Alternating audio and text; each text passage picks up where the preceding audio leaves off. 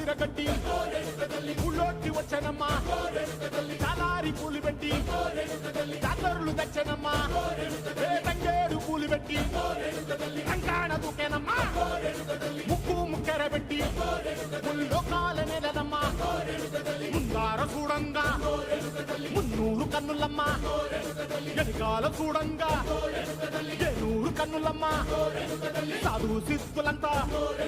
సాగిల పడ్డరమ్మా మహారాజు రాజులంతా మొగారిల్లిరమ్మా